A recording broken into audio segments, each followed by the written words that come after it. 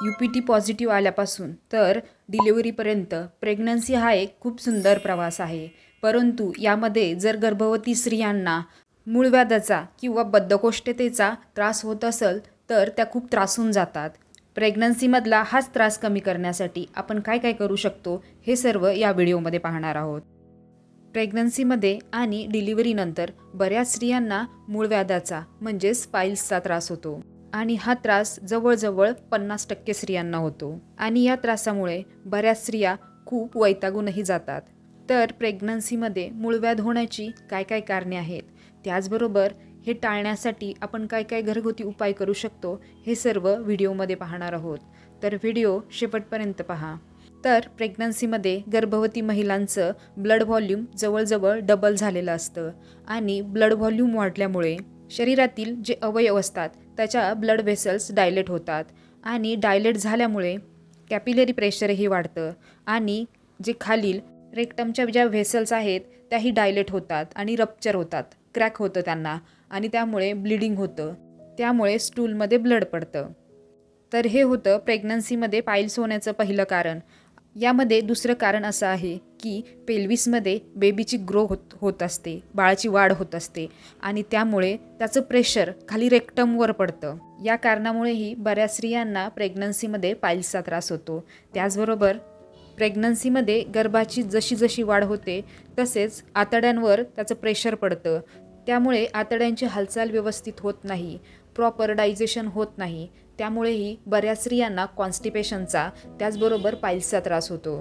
प्रेग्नन्सीमध्ये piles होण्याचं अजून एक महत्त्वाचं कारण आहे, ते म्हणजे हार्मोनल चेंजेस. प्रेग्नन्सीमध्ये प्रोजेस्टेरॉन हे हार्मोन खूप प्रमाणात वाढलं जातं, त्यामुळे व्हेन्स रिलॅक्स होतात आणि बऱ्याच पेशंटला कॉन्स्टिपेशनचा आणि पाईल्सचा त्रास होतो. यामध्ये लक्षणे असे असतात की स्टूल पास करताना त्रास होणे, खूप कडक होणे स्टूल, त्याचबरोबर खाज येणे, जळजळ होणे, पोटामध्ये आग पडणे असेही लक्षणे दिसतात. आणि प्रेग्नन्सीमध्ये अशी लक्षणे दिसायला लागले की असे समजून घ्या की तुम्हाला पाईल्स होतोय. आणि जेव्हा अशी लक्षणे असतात तेव्हा बऱ्याच स्त्रियांना जेवण जात नाही आणि जेवण न गेल्यामुळे बाळाची वाढही व्यवस्थित होत नाही. त्यामुळे अर्ली स्टेजमध्ये म्हणजे सुरुवातीच्या स्टेजमध्येच तुम्ही ट्रीटमेंट स्टार्ट करा. यामध्येही प्रेग्नन्सीमध्ये खूप मेडिसिन घेतलेले चांगले नसतात, त्यामुळे काही अशा घरगुती उपायांमुळेच तुमचं गर्भधारणेमध्ये होणारं त्याचबरोबर डिलिव्हरीनंतर होणारं जे पाईल्स म्हणजेच मूळव्याध आहे ते होणार नाही किंवा जर झालेलं असेल तर तेही लवकरात लवकर बरं होईल. त्यासाठी तुम्हाला फायबरयुक्त आहार घ्यायचा आहे. फायबरयुक्त आहारामध्ये तुम्हाला हिरव्या भाज्या त्याचबरोबर फळं भरपूर प्रमाणात घ्यायची आहेत. फळांमध्ये तुम्ही सफरचंद, केळी, किवी त्याचबरोबर जे सीझनल फळं आहेत ते सर्व घ्यायचे आहेत. केळीमध्ये भरपूर प्रमाणात फायबर्स असतात, त्याचबरोबर आतडे साफ करण्यासाठी आणि कॉन्स्टिपेशन म्हणजे बद्धकोष्ठता कमी करण्यासाठीही केळीचा फार उपयोग होतो. त्यामुळे प्रेग्नन्सीमध्ये महिलांनी नियमित केळी खायची आहे. त्यामुळे प्रेग्नन्सीमध्ये होणारं मूळव्याध आणि कॉन्स्टिपेशन होणार नाही. त्याचबरोबर प्रेग्नन्सीमधील कॉन्स्टिपेशन कमी करण्यासाठी तुम्हाला भरपूर प्रमाणात पाणी प्यायचं आहे. जेवढं जास्त पाणी तुम्ही प्याल तेवढंच तुमचा कॉन्स्टिपेशनचा त्रास कमी होईल. त्याचबरोबर हिरव्या भाज्यांमध्ये तुम्हाला ब्रोकोली घ्यायची आहे. ब्रोकोली खाल्ल्यामुळेही बऱ्याच प्रमाणात बद्धकोष्ठतेचा त्रास कमी होतो.